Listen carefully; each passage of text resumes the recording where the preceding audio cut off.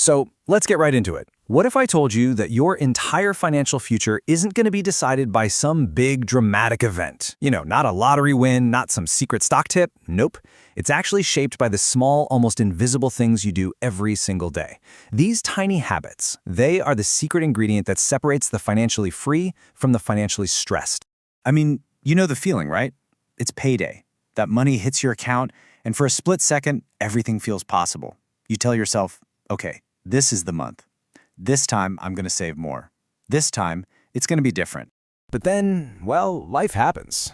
The rent is due, bills start piling up, subscriptions you totally forgot about quietly sneak money out of your account, and yeah, that late-night food delivery, it just seems like a really good idea at the time.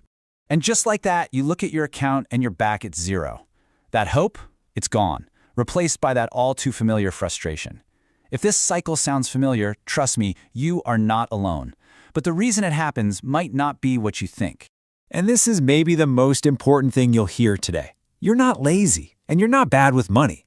The real problem is that for most of us, nobody ever actually sat us down and taught us how money works. I mean, think about it. We learned about the Pythagorean theorem in school, but not about budgeting. We memorized historical dates, but not how to build credit. We've basically been playing a game without knowing the rules. But here is the good news. The fix isn't some super complicated financial system. It's something you already have. It's your secret weapon, the power of tiny, consistent habits. These are the simple, daily actions that can totally rewrite your financial story. So right now, we're going to break down 8 of these habits. Think of this as us building your own personal toolkit for financial clarity. We're going to do it one simple, totally realistic step at a time. First up, habit number 1, daily money awareness. Now, don't panic. This is not about some monster spreadsheet or a budgeting app that makes you want to throw your phone. It is so much simpler than that. Here's the habit. Every day, you track just one number, your total spending for that day. That's it. At the end of the day, just take a second and ask, how much did I spend today? No categories, no judgment, no perfection required. So why is this one tiny thing so powerful? Well, it's simple. Awareness always comes before control. Right now, your money might be quietly leaking out on things you don't even notice. This habit shines a spotlight on it.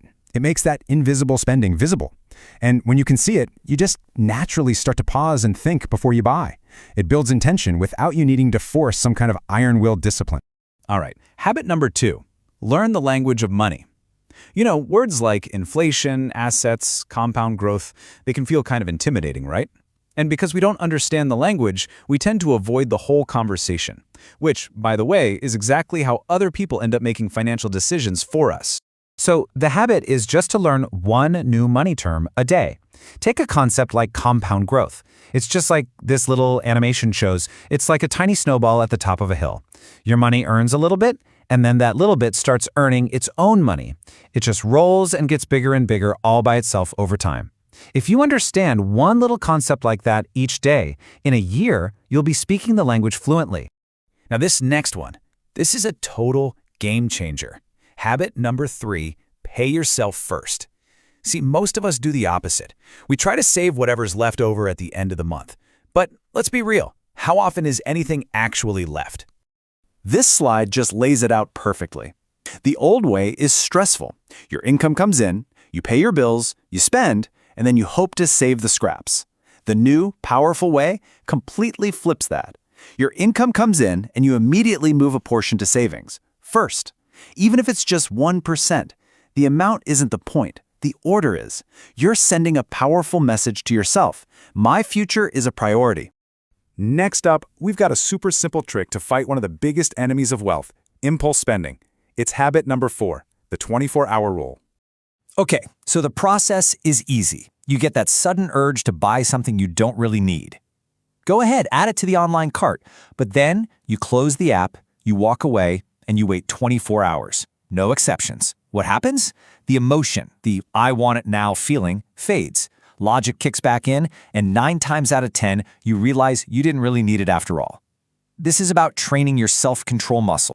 Now, habit number 5 might sound stressful, but I promise it's actually the opposite. It's this. Check your accounts daily. A lot of us avoid doing this because it brings up feelings of anxiety or even shame. But here's the thing, ignoring a problem doesn't make it go away. It just lets it get bigger in the dark.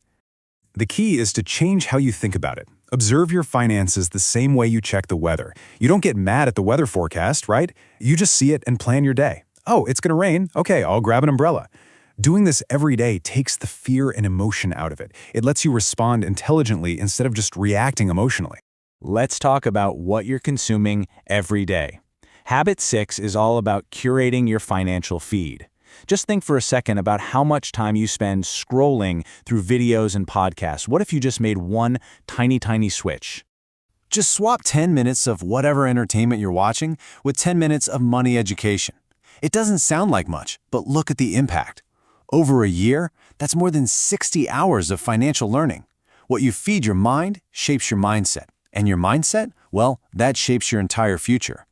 Habit number 7 is the weekly audit.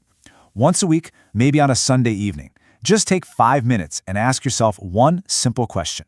Where did my money actually go this week? And the key here is to do it with curiosity, not judgment. What purchases actually made me happy? Which ones caused stress? You're basically turning every dollar you spend into useful feedback. And that brings us to our last habit, the one that really ties everything else together. Habit number 8, think long-term. You see, most of our financial mistakes happen because we're laser-focused on short-term feelings. I want that now, or I'll worry about that later. People who are good with money learn to zoom out. They constantly ask themselves this one question: what choice can I make today that will help my future self? Take a moment and really picture that version of you, the calm, secure, financially free one. When you start making decisions to help that person, it changes everything you do today. So, we've just gone through 8 powerful habits. But here's the part that nobody really talks about. The real prize, the actual end goal of all of this. It's not actually about getting rich. It's about something much deeper. And this is really the core of it all. Financial literacy isn't about money. It's about self-trust. It's about building up the unshakable belief deep down that you are capable of managing your own life. And that belief isn't something you're born with. It's built. It's built slowly, through the tiny, repeated actions we've been talking about. So, I want to leave you with one final question to really think about. If your financial habits stayed exactly as they are right now for the next 5 years, would you be happy with where you'd end up? If that answer is no, then today is the only day that matters. Not next month, not when you get a raise, today. Just pick one habit from this explainer. That's it. Just one. Start there and let the momentum build. Because your future self is watching, and they are really hoping you decide to start right now.